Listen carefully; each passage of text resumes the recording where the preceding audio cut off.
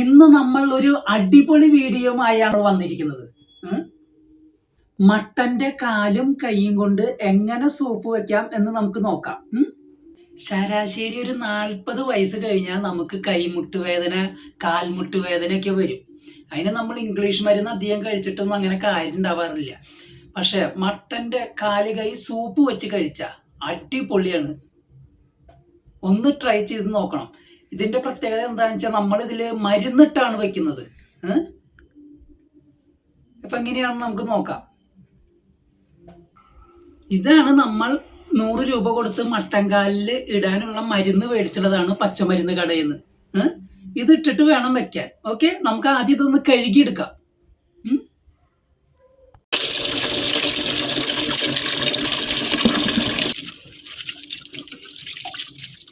മരുന്ന് നമ്മൾ കഴുകിയെടുത്തിട്ടുണ്ട്. അതിലേക്ക് 1 ലിറ്റർ വെള്ളം ഒഴിച്ച് നമുക്ക് നന്നായി തിളപ്പിക്കാം.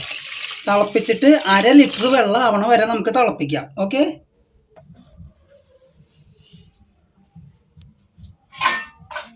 അപ്പം നന്നായി തിളപ്പിക്കാൻ നമ്മൾ വെച്ചിട്ടുണ്ട്.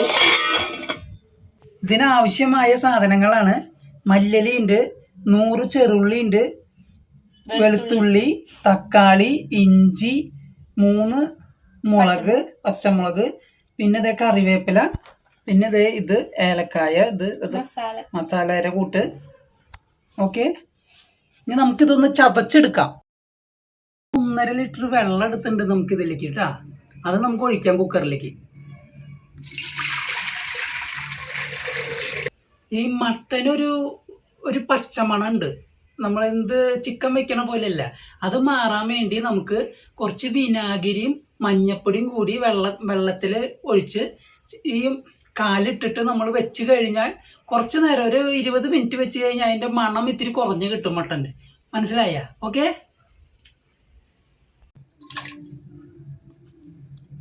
നമ്മൾ മട്ടൻ സൂപ്പിലേക്കായി എടുത്തു വെച്ചത് എല്ലാതും ചതച്ച് വെച്ചിട്ടുണ്ട്. കുരുമുളക്, ഏലക്കായ, ഇത് ഉണ്ടാ എല്ലാം, പെരിഞ്ജീരകം, നല്ല ജീരകം, ഇതൊക്കെ കുറച്ച് വേണം കേട്ടോ. ഇത് നമുക്ക് ഇതിലേക്ക് ഇടാം, ചെയ്യാം. മല്ലിയില,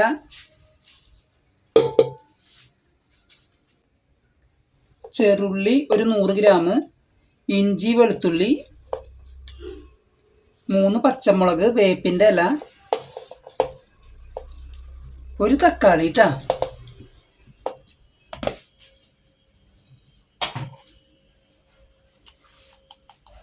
ഒരു ലേശം മഞ്ഞപ്പൊടി,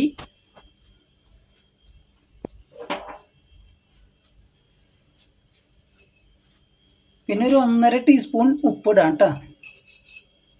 ആദ്യകാലത്തൊന്നും ഉപ്പിടാറില്ല ശരിക്കും പറഞ്ഞാൽ മരുന്ന് വെക്കുമ്പോൾ. പക്ഷെ നമ്മൾ കഴിക്കാൻ ബുദ്ധിമുട്ടായ കാരണം ഒരു ലേശം ഉപ്പ് ചേർക്കാം. ഒരു വലിയ നാരങ്ങയുടെ നീരൊഴിക്കാം കേട്ടോ നമുക്ക്. ഒരു 1/2 ടീസ്പൂൺ വിനാഗിരി. ഇതെല്ലാം കൂടി നന്നായി ഒന്ന് മിക്സ് ചെയ്യാം.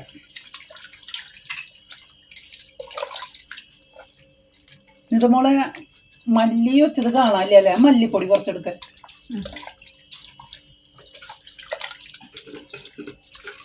ലേശം മല്ലിപ്പൊടി ഇട്ടോ, ഒരു 1/2 ഇട്ടോ, ലേശം കൂടി ഇട്ടോ. ഇട്ടോ. നന്നായി ഒന്ന് ഇളക്കി മിക്സ് ചെയ്യാം. ഒരു വിസില് ഹൈയിൽ വെക്കണം. പിന്നെ നമുക്ക് കുറച്ചിട്ടിട്ട് ഞങ്ങൾ 12 വിസിലാണ് അടിക്കുക കേട്ടോ. ഓക്കെ, നമ്മുടെ മരുന്ന് നന്നായി തിളച്ച് മറിയുന്നുണ്ട്. കുറച്ചും കൂടി വെള്ളം വറ്റാനുണ്ട് കേട്ടോ ഗൈസ്. ഇപ്പോൾ ആട്ടുംകാല സൂപ്പ് നന്നായി വെന്തിട്ടുണ്ട്. നമുക്കിനി അത് എങ്ങനെയാണെന്ന് നോക്കാം. അതുപോലെ മരുന്ന് തിളച്ചുന്ന വെള്ളമൊക്കെ വറ്റിയിട്ടുണ്ട്. അതിന് അരിപ്പയില അരിച്ച് ഇതിലേക്ക് ഒഴിക്കണം. ഓക്കെ,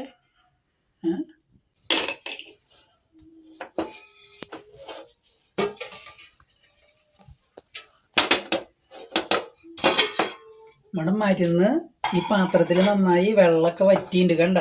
ഇനി ഇത് നമുക്ക് അരിച്ചിട്ട് അതിലേക്ക് ഒഴിക്കാം കേട്ടോ.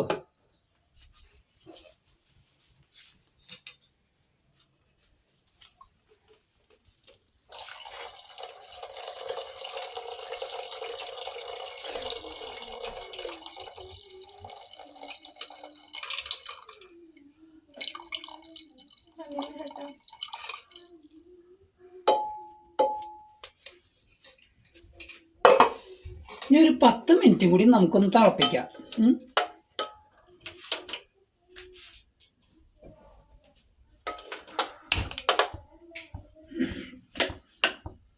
വേവിക്കണം, എന്നാലാണ് ഈ സൂപ്പ് നല്ല ടേസ്റ്റും നല്ല ഗുണവും ഉണ്ടാവുള്ളൂ.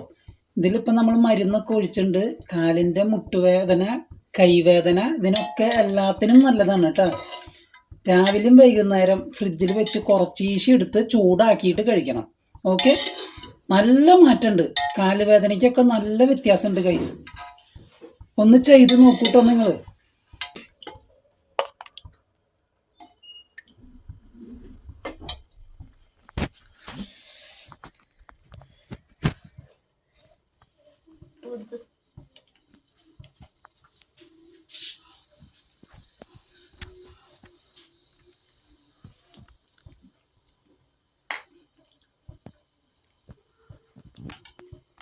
മരുന്നൊഴിച്ച കരണ്ട് ചെറിയൊരു ഇതുണ്ട്, ഒരു കയ്പരസം പോലെ ഉണ്ട്. പക്ഷെ അത് നമ്മുടെ കൈകാല് വേദനയ്ക്ക് ബെസ്റ്റാണ്. അങ്ങനെ തന്നെ കഴിക്കണം. മരുന്ന് ഒഴിച്ചാലാണ് അതിന് ഫലമുള്ളത് ശരിക്കും. അതുകൊണ്ടാണ് ഞാൻ ഇങ്ങനെ ചെയ്യുന്നത്. ഇത് എല്ലാവർക്കും ഈ വീഡിയോ ഇഷ്ടപ്പെട്ട് കഴിഞ്ഞാൽ ലൈക്ക് ചെയ്യാനും സബ് ചെയ്യാനും ഒന്നും മറക്കരുത്. ഓക്കെ, ഇനി അടുത്ത വീഡിയോയിൽ കാണുന്നത് വരെ ടാറ്റ, ബൈ ബൈ. നിങ്ങളുടെ സ്വന്തം ബിലേഷ്.